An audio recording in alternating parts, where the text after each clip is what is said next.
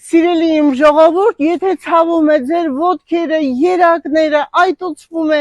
մի փոքր նստելուց մանավանդ ամառվա շրջանում, ապա ձեզ կօգնի խնձորի քացախը։ Խնձորի քացախը ինչպես պետք է օգտագործել, որպեսզի խնդիր չառաջանա ձեր ստամոքսի հետ, ապա անպայման սկզբում 1 թեյի գդալ խմում ենք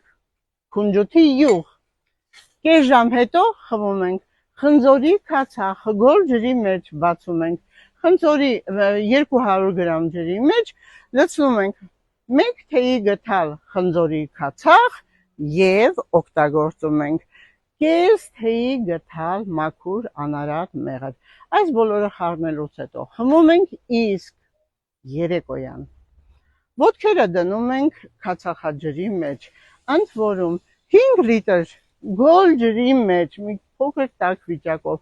ավելացնում ենք կես բաժակ խնձորի քացախ և պահում 20 րոպե։ 20 րոպեից հետո մենք մերսման շարժումներ ենք անում ոտքերի շրջանում և ավելացնում ենք քացախը ուղղակի մաքուր ընտիր բռան մեջ լցնելուց հետո շփում ենք և ոտքերին, և ձեռքերին, և մերսման շարժումներ անելուց հետո կես ժամ հետո քնում ենք, առավոտյան վեր ենք կենում, լոգանք ենք ընդունում և նորից այս ձևով յուղը, քացախը մեղրով և ջրով և երեկոյան լոգանքի ձևով քացախը իհարկե տաք ջրի մեջ և անպայման շփումով և պատկերացնում եք ձեր ոտքերի վիճակը և այնտեղ մազանոթներ չեն առաջանա և երակները կլինեն ավելի պատերը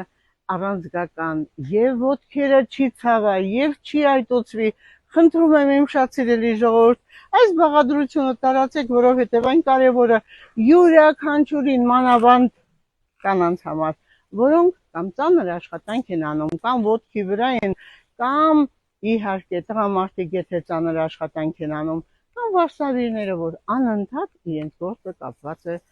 ոտքերի վրա աշխատելով։ Սիրելի իմ ժողովուրդ, կատարեք այս բոլոր բաղադրությունները, խնդրում եմ, որպեսզի լինեք միշտ առողջ և ամենակարևոր, որակյալ ծերություն ունենաք։ Սիրում եմ ձեզ։